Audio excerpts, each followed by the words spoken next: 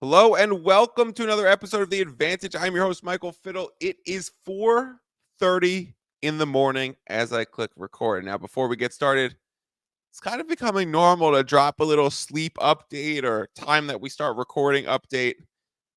And right now, it's a new record, latest ever starting or earliest ever starting, no matter how you want to flip this on its head. 4:28 a.m. as I click record here in California. 7:30 for you East Coasters. You're all getting up and going to work. I'm about to go to bed after this. You see, what had happened was, classic saying that I grew up with. You see, what had happened was, I submitted my last bet at 12:06 a.m. 4.5 hours ago. And I knew I had to record the pod. And we know I do these pods in the wee hours of the night. I was waiting for a little bit more market information to develop. I was waiting for a little bit stronger betting splits to come in. I was waiting for a few lines to start moving at some other books to see if there was other spots that I wanted to grab action on. And then I was going to come sit down and record the podcast, and I plan to do it probably around 1:30. Put on the Low Post podcast. Was listening to him say that Siakam is going to be traded to the Indiana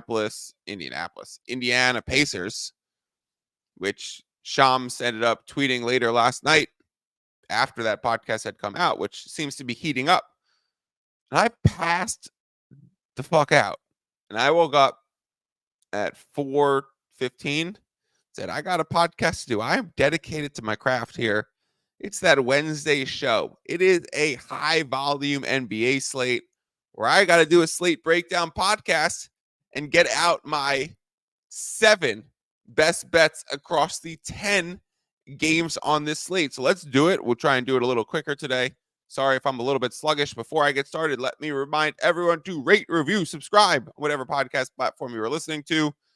And of course, sign up for the fiddlespicks.substack.com free gambling newsletter. If you like my content, that is the best place to find all of my best bets, my write-ups, my podcast links, my giveaways, and so much more. fiddlespicks.substack.com. And of course, this podcast is brought to you by Fantasy Basketball International, and you could watch this as a video on the Fantasy Basketball International YouTube channel if you are interested in really learning how to bet the NBA and understanding the intricacies of what I am doing. I do find watching the show on the YouTube the best and easiest way to actually understand. All right, we got 10 games to go through, 7 best bets to break down. Let's do it. I'm the type to get shit done. You the type to observe. March Madness on my speakers, but today's November 23rd. Got something loud in the blunt, yeah. I don't say what I want, yeah. Probably somewhere sunny getting tan. Foreign women in the sun, yeah. That's all that I need. That's all that I need. That's all that I need. Got my brothers with me. Got my brothers with me, and my mama's healthy. That's all that I need. All right, everyone. Like I said, today is the January 17th full slate breakdown podcast, and I am Looney Tunes for recording this at 4:30 in the morning. That's, I'm dedicated to the game. Like I said, I am going to share my FanDuel odds screen on the YouTube version of the show so you can start to see it. Of course, not all of my bets are placed at FanDuel. I just think FanDuel is the best user interface to go through everything, and I like the way it is sorted with some statistics. Of course, I will point out the exact line I got and the book that I got it at, as well as the best current available line that you could shop for as I go through my best bets. So make sure to line shop your available options as well and always place the bet in the direction with the best available number. So Minnesota Timberwolves go to the Detroit Motor City Pistons to take on, I'd say, the hottest sports city across sports. That was so well said at 4 in the morning. Detroit Pistons coming on. Oh my God. Detroit coming into this game with a national championship with Michigan, with a playoff win with the Lions, and the Detroit Pistons winning their last game. There, I got through it. I don't think they're up for the same task, the same glory when you got the number 1 seed in the West coming to town. We do have Ant-Man questionable with some knee tendonitis. That's why we've seen the spread open at -13 and come down to -11.5. However, kind of independent on the Ant news, the total opened too low. It opened at 221, which I got at Bet Rivers. It was 221.5 when I took my powwow nap 4 hours ago at FanDuel. It's now universally up to 223. So 223 is the best number on the board. It is -110 everywhere, and it has reached a consensus point. I still think it's definitely the right direction. If you want to play it, I'd probably play it for less than one unit like I did because some of that value is inherently gone. But the way the Detroit Pistons have been playing basketball over the last month is completely different from their way they were playing basketball prior to that. They are playing a lot of 5-out ball. They are spacing the floor. They are attempting a lot of threes. So if you look at their team stats, you look at their three-point efficiency and frequency, they ranked near the bottom of the league. But if you study them over the last few weeks, that is a discrepancy in their style and approach of play. You could see right here in the records, the Detroit Pistons are 24-16 against the total towards the over. So they, despite being a low-scoring team, are a good team to back overs because the market still thinks they are playing slower and more inefficient than they actually are. So until that starts to catch up, we can ride some Detroit Pistons overs. I got it at 221. The best number is 223. Pick your poison if you want to play it with me. The Milwaukee Bucks go to Cleveland, take on the Cleveland Cavaliers. Now, we got a battle of two teams with mixed storylines coming in. So, Milwaukee winning a lot of games, 28-12 straight up, but they're not covering, and they're just simply not well coached, and they're not impressive despite their record. 16-24 against the spread for the Bucks. So, despite winning 28 games, they're covering the spread less than 50% of the time, 16-24. They're not well coached, is what I keep reiterating with this Milwaukee Bucks team. On the flip side, Cleveland Cavaliers is a home underdog, very intriguing.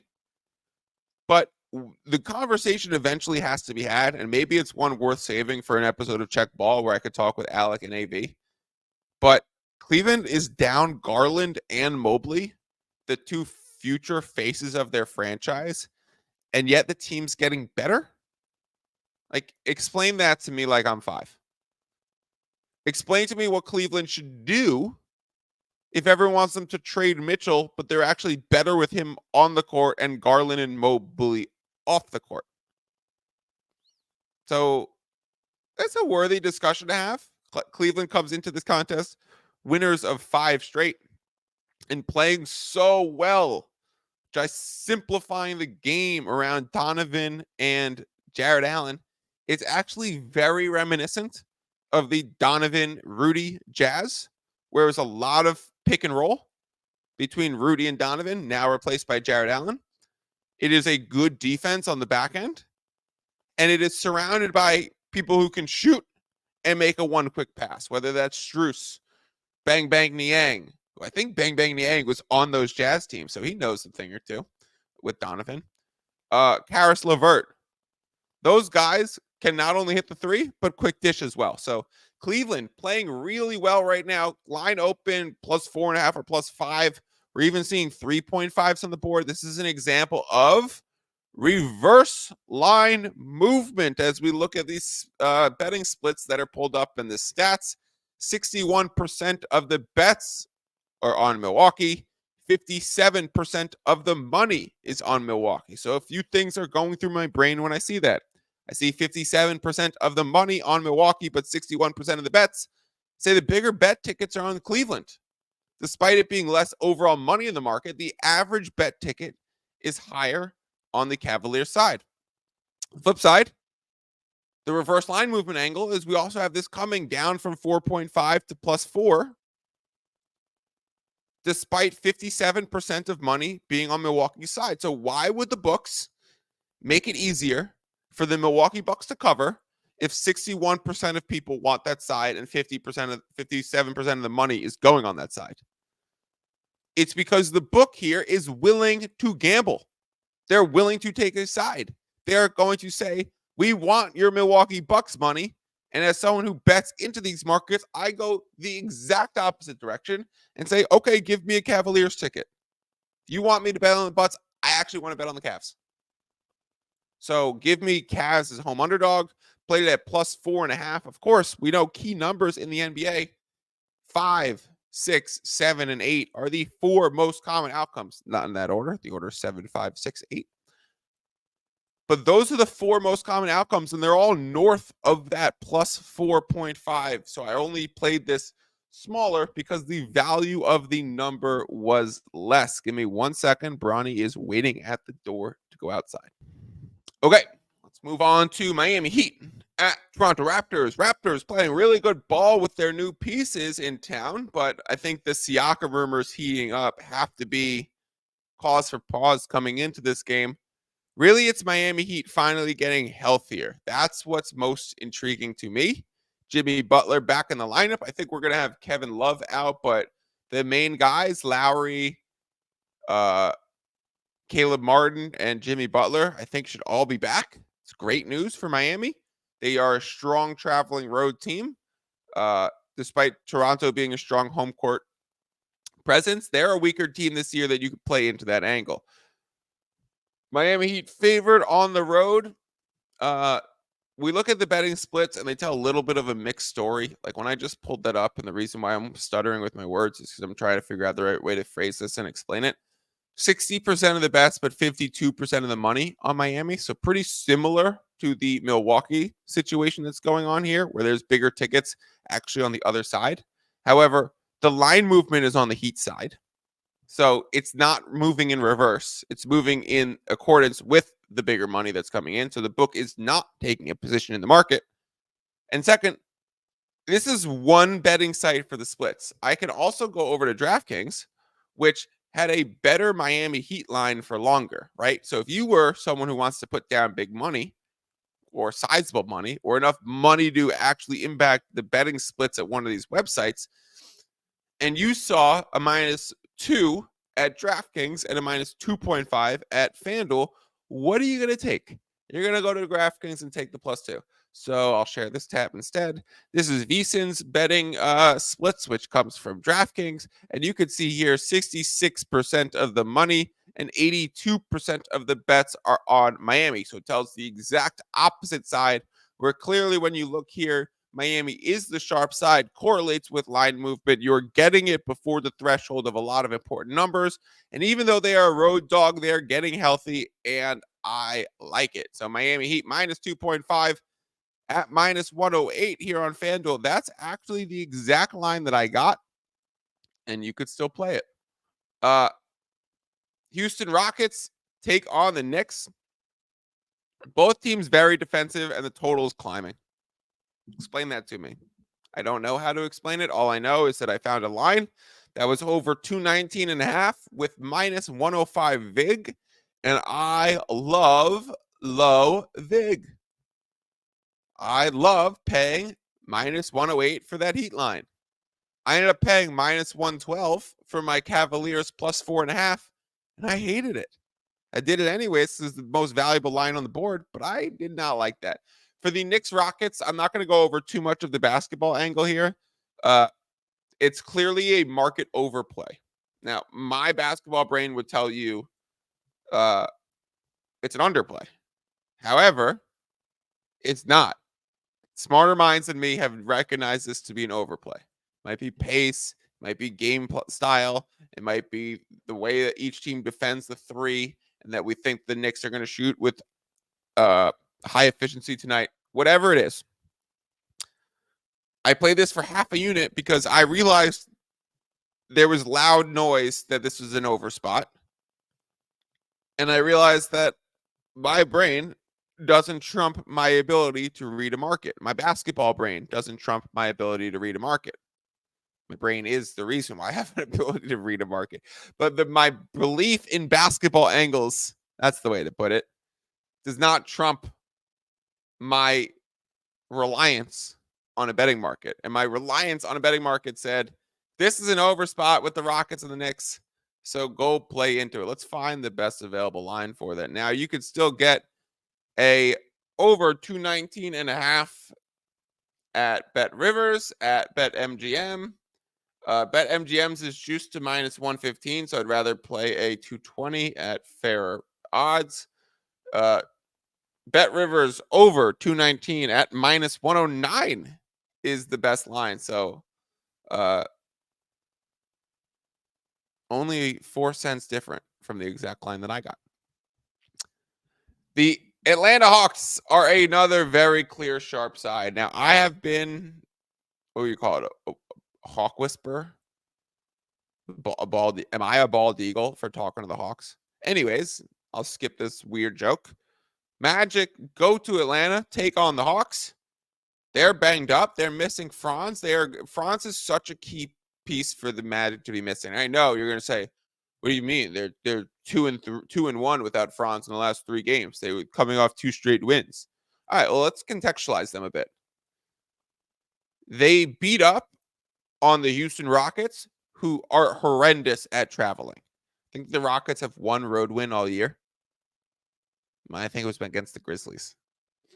Correct me if I'm wrong. Grizzlies might have won that one. Anyways, Rockets can't win on the road, and they scored 86 against Orlando. I mean, yeah, the other day without Franz.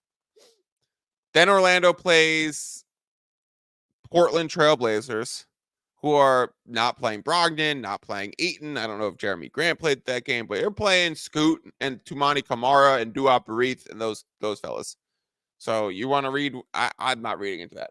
This Atlanta Hawks team, on the other end, is starting to actually get healthy. They get Jalen Johnson back recently. Trey and DeJounte are both active. Bog's playing. They're just down from their main rotation. I think DeAndre Hunter, who's been out for a long time. So they got Sadiq. They got all of their normal guys in the wings to throw various looks at Paolo Banchero and make him into a very low efficient scorer, which he naturally is. But I think in this game, even more so with the Okongwu, Capella, Jalen Johnson, Sadiq Bey, different looks that you could throw at Paolo. He's in for a rough night. Atlanta Hawks just coasted to a win where they had a 20-point lead in the first quarter against San Antonio Spurs. Got a little bit closer late, but it wasn't actually a close contested contest at any point where the Hawks felt threatened. It was like almost a backdoor cover situation. But Hawks coasted to a win, stayed at home. Magic going on the road, missing some key pieces. I think this is a no-brainer. Take the Atlanta Hawks. Look at this sharp side. 55% of the bets in terms of volume on Orlando, but 67% of the money on Atlanta. That's a drastic difference in the betting splits.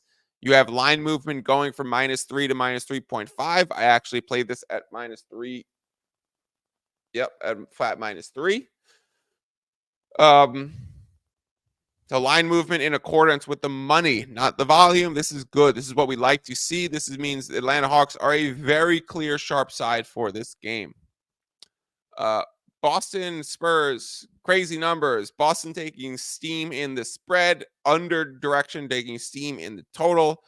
Generally, when you correlate a -16-point spread that you'd have to cover and a game trending under, you would say, well, those things don't add up. So you either play the under or the -16, or you play the +16, as the angle for the under. I don't like that. It's all gross to me. Skip that game. Also skip Hornets Pelicans. Ain't nobody wants to talk about LaMelo versus Zion. Go watch it, but don't bet it. Mavericks are taking on the Lakers. We have confirmed news that Luka will be out. We know that the Dallas Mavericks have won, I think, both or all 3 contests. I think both contests against the Lakers earlier this season. Both of them came with Luka 30-point double doubles. I think one was 30 and 12, and the other was 30 and 17. Luka Magic was going crazy. He clearly gets up for his games against LeBron. He is confirmed out for this game. We also have Derek Jones Jr., Maxi Kleber, Grant Williams, a few others on the injury report. So Mavericks might be down a few key role players. Lakers, on the other hand, finally getting healthy. Everyone wants to fire Darvin Ham. Shouldn't do it. Everyone wants to say it was the in-season tournament that ruined the Lakers. It wasn't. It was missing key role players. It was D'Lo being down. It was Rui being down. It was who else missed some time? Vanderbilt missed a bunch of time.